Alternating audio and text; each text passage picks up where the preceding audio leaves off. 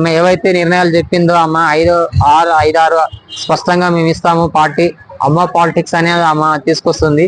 రకరకాలైనటువంటి ఉద్యోగాలు, ఇటు ప్రభుత్వ ఉద్యోగాలు అయితేంది, ఇటు సంస్థలు అయితేనేమి. Hi brother. సో రీసెంట్ గా మనకు తెలిసింది కవిత గారు పార్టీ పెట్టడం జరిగింది.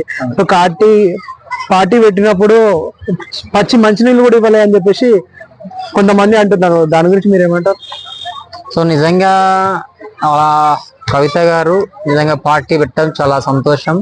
ఓకే, ఇటు తెలంగాణ రాష్ట్రంలో పార్టీలు పెట్టడం అనేది సహజంగా ఎవరైనా రాజకీయ నాయకులకు చాలా మందికి అభిప్రాయాలు ఉంటాయి, మంచిదే.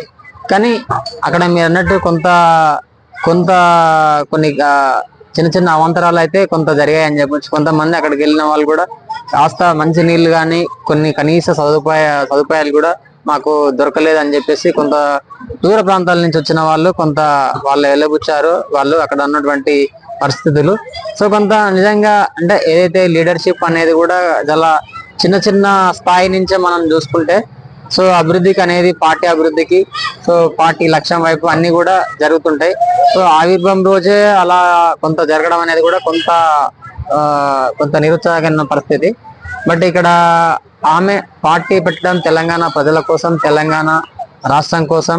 సో ఇప్పుడు తెలంగాణ ఆమె పార్టీ పెట్టింది కదా, ఇప్పుడు బీజేపీ ఉంది, టిఆర్ఎస్ ఉంది, మళ్ళీ కాంగ్రెస్ కూడా ఉంది.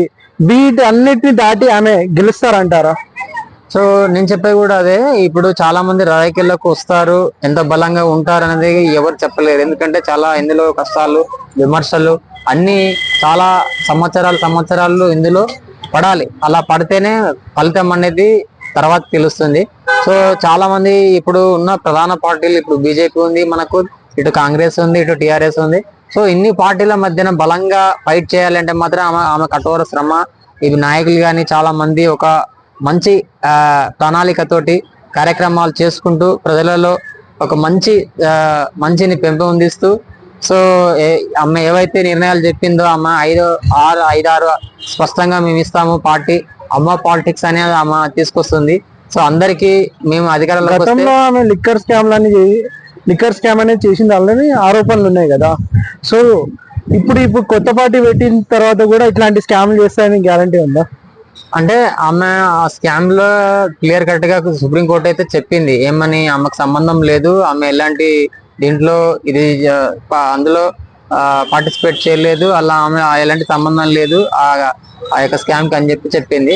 బట్ ఇక్కడ ఏంటంటే ఆమె కొన్ని హామీలతోటి ఆమె ప్రభుత్వంలోకి రావాలంటే సీఎం దాకా ఖచ్చితంగా అవుతామని చెప్పేసి బలంగా ధైర్యంగా ముందుకు వచ్చింది.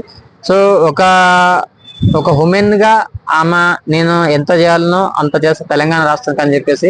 సో ఇప్పుడు వచ్చిన గతంలో ప్రభుత్వం కానీ ఇప్పుడు ప్రభుత్వం కానీ సో తెలంగాణ రాష్ట్ర ప్రజలకి, యువకులకి, విద్యావంతులకి ఏది చేయాలనుకుందో కొంత చేయలేకపోయినారు. ఇప్పుడు మేము మాత్రం ఖచ్చితంగా వస్తే అధికారంలోకి వస్తే మంచి విద్య, మంచి ఉచిత వైద్యం, సో మంచి టాలెంట్ ఉన్న వాళ్ళకి ఉద్యోగ అవకాశాలు, సో పెట్టుబడులు పెట్టడానికి ఇలా యువకులకి రకరకాలైనటువంటి ఉద్యోగాలు, ఇటు ప్రభుత్వ ఉద్యోగాలు అయితేంది, ఇటు సంస్థలు అయితేనేమి, సో ఇటు వైద్యం అయితేనేమి, మరి ఇటు ఉచిత విద్య అయితేనేమి, సో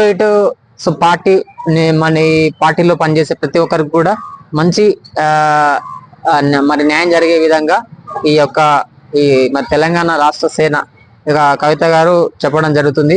సో ఈ పార్టీల మధ్యన మీరు అన్నట్టు కేసీఆర్ గారిని కూడా ఆయనని తండ్రి కావచ్చు, కానీ నాకు రాజకీయాల్లోకి వస్తే అందరూ నాకు అని చెప్పేసి నాకు సమానమే, నేను ఎవరిని ఎక్కువ తక్కువగా అని చెప్పేసి ఆమె చెప్తున్నారు.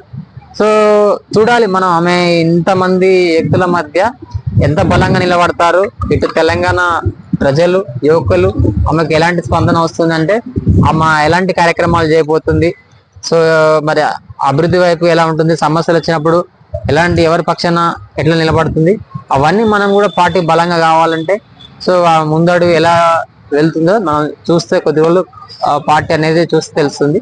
సో చూద్దాం.